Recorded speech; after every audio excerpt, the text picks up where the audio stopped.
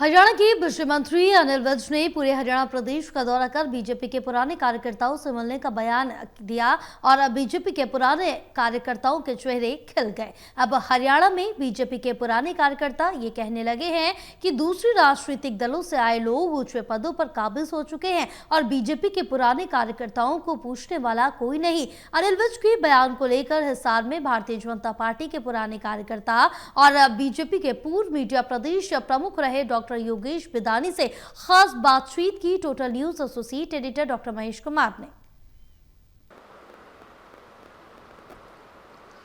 हरियाणा के बिजली मंत्री अनिल विज ने पूरे हरियाणा प्रदेश में घूम घूम कर भारतीय जनता पार्टी के पुराने कार्यकर्ताओं से मिलने का बयान क्या दिया। भारतीय जनता पार्टी के पुराने कर्मठ कार्यकर्ताओं के चेहरे खिलने लगे हैं। हमारे साथ इस वक्त भारतीय जनता पार्टी हिसार के एक सबसे पुराने कर्मठ कार्यकर्ता इस वक्त हमारे साथ बने हुए हैं। भारतीय जनता पार्टी के प्रदेश मीडिया प्रमुख भी रहे हैं डॉक्टर योगेश बिदानी।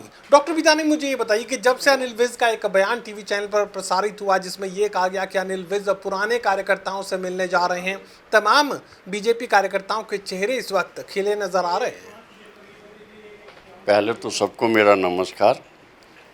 बात आपकी जो कही है ये ईमानदारी से बहुत अच्छी बात है कि कोई लीडर सभी पुराने कार्यकर्ताओं को मिलने का प्रयास कर रहा है, तो मैं उस बात को समर्थन करता हूं और मैं चाहता हूं कि अगर हमारे लायक कोई सेवा हो तो वो बताएं, हम उनके साथ होंगे। और जितने भी पुराने कार्यकर्ता जिनको पूछा नहीं गया, जिनको इग्नोर किया जा रहा है, उनसे मेरा अनुरोध है कि वाकई अनिल विज की इस बात का समर्थन करें और इसको आगे बढ़ाएं जैसा वो कहें, लेकिन पार्टी के हित में ये काम करते हुए चलें।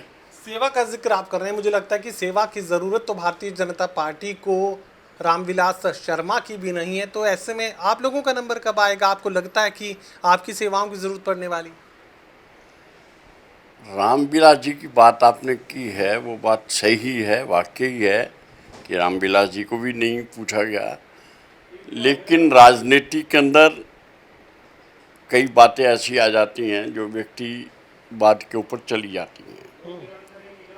तो थोड़ा टाइम के लिए रामविलास जी चुप हैं, समय आएगा रामविलास जी को भी दोबारा आएंगे और वो भी एक संगठन को मजबूत करेंगे और अपनी बात रखेंगे। अनिल विज के बयान का जिक्र आप कर रहे थे, ये कहा कि पुराने कार्यकर्ताओं से मिलेंगे, लेकिन उसी बयान में अनिल विज ये भी कह रहे थे कि नए कार्यकर्ताओं से भी वो मिलेंगे, तो ऐसे में पुरानों तक नज़र क्या पहुंच पाएगी? नहीं, चाहे नए हों चाहे पुराने हों, मतलब जो पुराने बिल्कुल ही घर पे बैठे हैं उनसे वो मिलने का प्रयास करेंगे तो हम बहुत स्वागत करेंगे उनका, हर जगह पे जाएंगे। अगर नए भी आते हैं तो हमें क्या इतराज़ है? हमें तो पार्टी को बढ़ाना है, पार्टी को जोड़ना है। अब ये थोड़ा ये कि पुराने कार्यकर्ताओं को बिठा दिया और नए वालों को से पार्टी चलती है, तो पार्टी में कई नुक्स भी आते हैं, तो कोई नहीं, ये सुधारेंगे। ये बहुत अच्छी बात है। मैं ये कहूँगा कि अनिल विज जी इसे दोहराएं और इसे पूरा करें, हम लोग आपके साथ हैं। नुक्स का जिक्र आप कर रहे हैं, तो किस तरह के नुक्स आपको लगता है कि पार्टी में आ चुके हैं? और पुराने कार्यकर्ताओं की जहाँ तक बात है तो रिटायर्ड मान लिया जाए?